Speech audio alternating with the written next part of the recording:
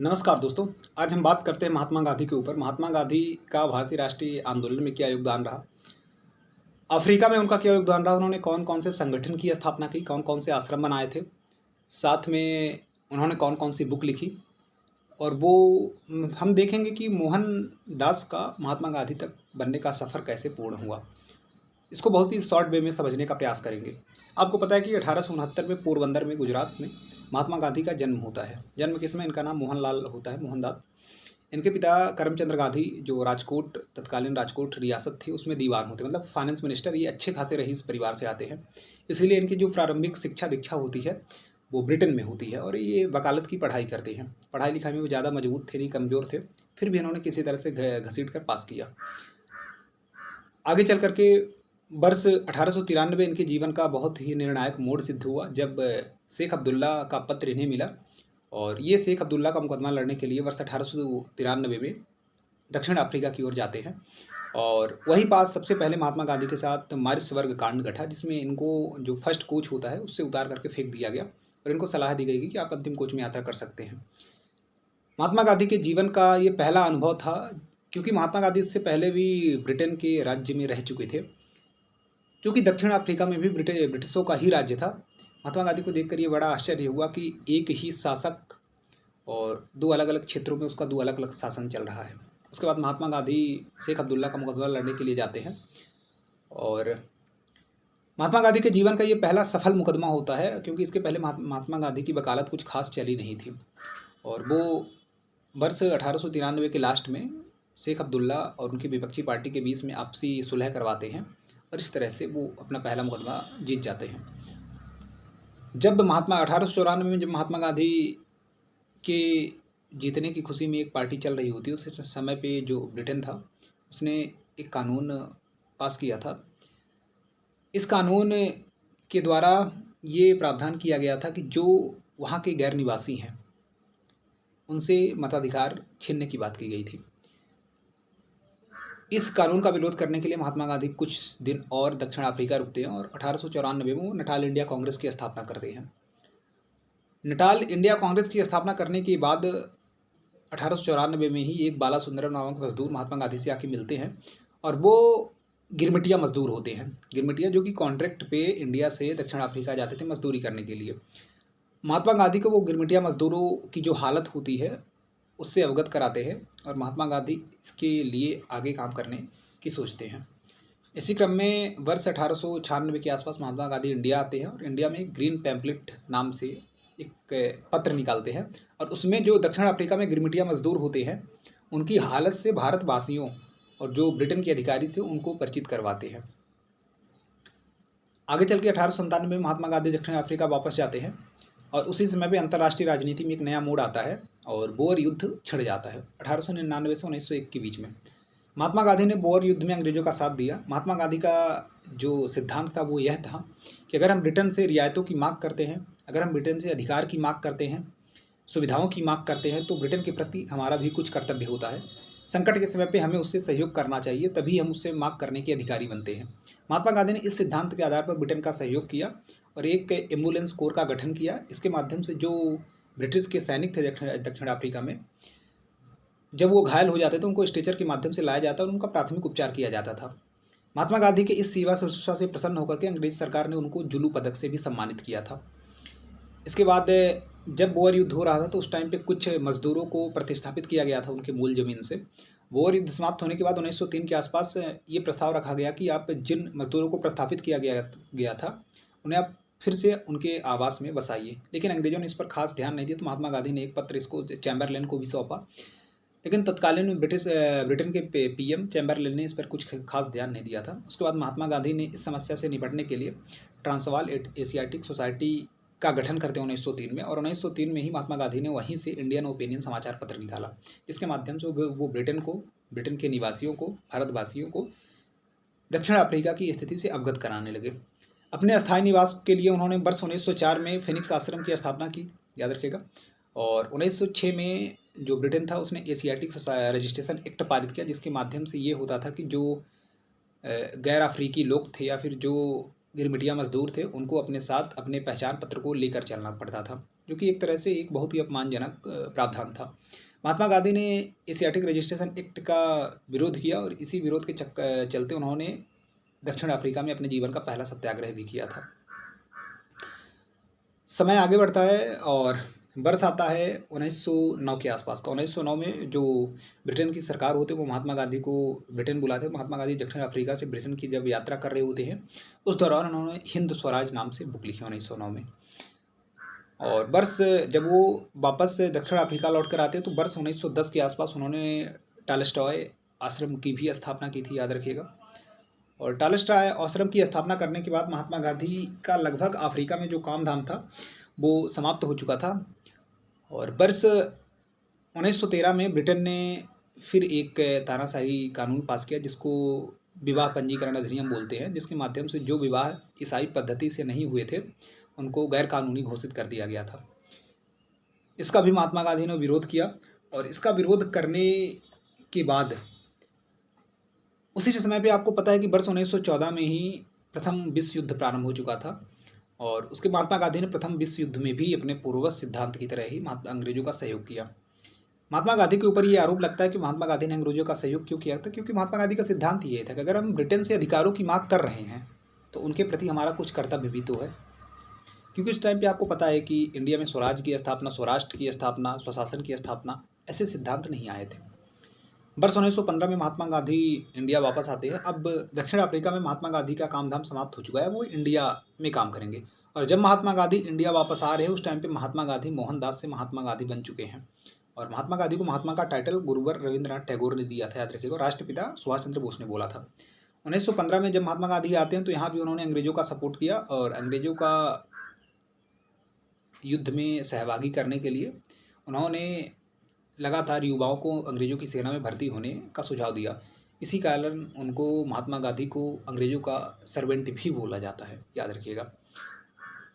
जब प्रथम विश्व युद्ध समाप्त होता है तो महात्मा गांधी को कैसर हिंद या फिर हम बोले कि ब्रिटेन द्वारा एक सर्वोच्च उपाधि प्रदान की जाती है। और महात्मा गांधी को ये उम्मीद थी कि जब प्रथम विश्व युद्ध में भारतीय उनका खुलकर सहयोग करेंगे तो अंग्रेज भी भारतीयों को कुछ रियायतें प्रदान करेंगे।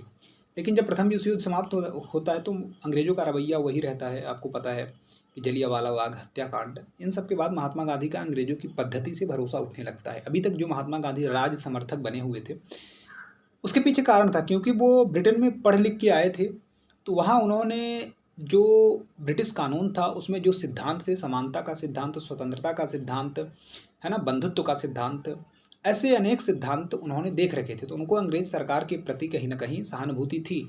लेकिन जब प्रथम विश्व युद्ध में उनके मनोनुकूल अधिनियम या प्रस्ताव नहीं पास किए गए तो महात्मा गांधी को बड़ा दुख हुआ। इसके बाद आपको पता है कि 1916 में होम रूल लीग जो लखनऊ पैक्ट होता है, जिसके माध्यम से जो नरम दल, गरम दल, कांग्रेस, मुस्लिम लीग, इन सभी के मध्य एक समझौता हो जाता है। और यहीं कहीं ना कहीं जो कांग्रेस और मुस्लिम लीग के बीच समझौता हुआ था, वहीं पास कहीं ना कहीं जो सांप्रदायिक प्रतिनिधित्व या फिर जो पाकिस्तान के बनने का प्रारंभ होता है उसको एक तरह से कांग्रेस ने अपना समर्थन दे दिया था। इसका कॉन्सेप्ट तो बहुत पहले 1906 में आ चुका है, जब मुस्लिम लीग की स्थापना की गई थी। आगे चलते हैं। महात्मा गांधी ने वर्ष 1918 में इंडिया में अहमदाबाद लेबर टेक्सटाइल एसोसिएशन की भी स्थापना कर दी, आपको पता है। और वर्ष 1919 में जब खिलाफत मूवमेंट स्टार्ट होता है तो महात्मा गांधी ने खिलाफत आंदोलन का सपोर्ट किया। खिलाफत आंदोलन का सपोर्ट ही नहीं किया बल्कि अखिल भारतीय खिलाफत कमेटी के अध्यक्ष भी महात्मा गांधी ही बनते हैं। उसके बाद 1920 का समय आता है और इसके पहले भी महात्मा गांधी ने 1917 में चंपारण आंदोलन, जिसमें जो राजकुमार शुक्ल होते हैं उनके माध्यम से वो चंपारण की समस्या से अवगत होते हैं और चंपारण में जाते हैं, जहां JF इस्लाई की अध्यक्षता में एक कमेटी बनती है और आगे चल कर के ये मामला शांत होता है। चंपारण आंदोलन के बाद महात्मा गांधी अहमदाबाद मेल आंदोलन में जाते हैं, जहां वो पहली बार भूख हड़ताल जैसे अपने हथियार को अपनाते हैं। और अनसुईया बेन वगैरह वहीं महात्मा गांधी से अहमदाबाद में ही मिली थी। इसके बाद खेड़ा आंदोलन होता है। खेड़ा आंदोलन में भी महात्मा गांधी का एक सफल आंदोलन रहा। तो 3 बड़े आंदोलन उन्होंने कर चुका था, लेकिन अभी अखिल भारतीय स्तर का आंदोलन उन्होंने नहीं किया था। वर्ष 1920 का समय आता है और महात्मा गांधी ने अंग्रेजों के खिलाफ असहयोग आंदोलन प्रारंभ कर दिया और खिलाफत आंदोलन को इससे मर्ज कर दिया। जब खिलाफत आंदोलन और असहयोग आंदोलन मर्ज होता है, उसके बाद जो मोहम्मद अली जिन्ना होते हैं और जो हेडगेवार जैसे नेता होते हैं, ऐसे लोगों ने महात्मा गांधी के इस कदम का विरोध किया और वो महात्मा गांधी से कहीं न कहीं अलग हो गए। और इसके बाद सविनय अवज्ञा आंदोलन के बारे में आपको पता है कि चौरा-चौरी घटना से ये खत्म होता है। मुख्यतः महात्मा गांधी के ऊपर चर्चा कर रहे हैं, इसलिए हम नहीं चाहते हैं कि राष्ट्रीय आंदोलन के ऊपर हम चर्चा करें, क्योंकि इससे लेक्चर लंबा खिंच जाएगा। फिर समय आगे बढ़ता है और वर्ष 1923 में आपको पता है कि स्वराज पार्टी की स्थापना होती है और 1924 में गांधी और दास पैक्ट होता है, जिसमें ये लिखा जाता है कि जो स्वराज पार्टी के लोग होते हैं वो कांग्रेस के प्रति वफादार रहेंगे और जब वो असेंबली में जाएंगे तो वो अंग्रेज़ों के जो तानाशाही रवैये या अधिनियम होते हैं उनको रोकने का प्रयास करेंगे। तो गांधी-दास पैक्ट होता है 1924 में। इसके बाद समय आगे बढ़ता है और आगे चल करके महात्मा गांधी का रोल हमें देखने को मिलता है। 1923 में आपको पता है कि अखिल भारतीय खादी संघ की स्थापना करते हैं महात्मा गांधी 1923 में, और 1925 में अखिल भारतीय चरखा संघ की स्थापना करते हैं महात्मा गांधी। 1926 में महात्मा गांधी के सहयोग से ही कहीं न कहीं गुवाहाटी जो अधिवेशन होता है गांधी जी का, उसमें कांग्रेस में खादी को अनिवार्य कर दिया गया था। 1929 के अंत में आपको पता है कि जो कांग्रेस होता है उसने स्वराज को अपना उद्देश्य घोषित कर दिया था और 1930 में महात्मा गांधी ने अपनी जो मांगे होती है 14 सूत्री वो लॉर्ड इरविन के समक्ष रखते हैं, लेकिन लॉर्ड इरविन इसको मानते नहीं हैं। इसके बाद 1930 में महात्मा गांधी दांडी से यात्रा निकालते हैं, है ना, 12 मार्च को निकलती है, 8 अप्रैल को पहुंचती है और जहां से ये सविनय अवज्ञा आंदोलन की शुरुआत करते हैं। उसके बाद महात्मा गांधी गिरफ्तार हो जाते हैं और अब्बास तैयब जी इसका नेतृत्व करते हैं। 1930, 31, 32 ये 3 साल ऐसे जब गोलमेज सम्मेलन होता है। महात्मा गांधी ने सिर्फ सेकंड गोलमेज सम्मेलन में भाग लिया था, आपको पता है 1931 के लास्ट में होता है सेकंड गोलमेज सम्मेलन, जिसमें महात्मा गांधी के अनुरूप मांगों को नहीं शामिल किया जाता है। इसलिए महात्मा गांधी ने इस सम्मेलन से वापस आने के बाद फिर से सविनय अवज्ञा आंदोलन का द्वितीय चरण प्रारंभ कर दिया था, लेकिन महात्मा गांधी आंदोलन को कुछ खास सफलता नहीं मिली। आगे वर्ष 1933 में महात्मा गांधी जो साबरमती आश्रम, अच्छा इसके पहले उन्होंने कुछ आश्रम भी बनाए थे, जैसे सत्याग्रह आश्रम उन्होंने 1915 में बनाया। 1917 में साबरमती आश्रम की स्थापना की थी, याद रखेगा। और आगे चल के वर्ष 1933 में महात्मा गांधी ने साबरमती आश्रम को हमेशा हमेशा के लिए छोड़ दिया। हमेशा हमेशा का मतलब क्या है, जब तक भारत आज़ाद नहीं हो जाता तब तक के लिए उन्होंने साबरमती आश्रम को छोड़ दिया 1933 में। 1934 में उन्होंने कांग्रेस से भी इस्तीफा दे दिया था। 1932 में महात्मा गांधी, आपको पता है कि जो अंबेडकर होते हैं वो गोलमेज सम्मेलन के माध्यम से सांप्रदायिक पंचायत को पास कराने में सफल रहते हैं। इसके खिलाफ महात्मा गांधी आमरण अनशन करते हैं। उसके बाद गांधी और अंबेडकर पूना पैक्ट के नाम से जाना जाता है, वो पैक्ट होता है जिसके माध्यम से अंबेडकर को 147 सीटें रिजर्व मिलती हैं और रिजर्वेशन को कहीं ना कहीं औपचारिक रूप से धब्बा भी यही लगा था। उसके बाद महात्मा गांधी ने हरिजन उद्धार कार्यक्रम करना प्रारंभ कर दिया। सबसे पहले उन्होंने नवजीवन समाचार पत्र का नाम बदल के हरिजन कर दिया 1932 में। 1932 में इन्होंने हरिजन उद्धार यात्रा निकाली थी महात्मा गांधी ने, और ऐसे काम करना प्रारंभ कर दिया। उसके बाद अस्पृश्यता लीग का गठन किया था, छुआछूत विरोधी लीग का गठन किया महात्मा गांधी ने। महात्मा गांधी आगे चलते हैं और महात्मा गांधी का एक इम्पॉर्टेंट जो कदम हमें देखने को मिलता है वो 1937 में देखने को मिलता है, जब महात्मा गांधी वर्धा शिक्षा अधिनियम लाते हैं जाकिर खान के सहयोग से। उसके बाद 1938 में महात्मा गांधी की सिफारिश पर सुभाष चंद्र बोस को अध्यक्ष बनाया जाता है, लेकिन सुभाष चंद्र बोस के तानाशाही रवैये को देखकर महात्मा गांधी ने पट्टाभी सीतारामैया को खड़ा किया और कमेंट किया कि पट्टाभी की हार मेरी हार होगी।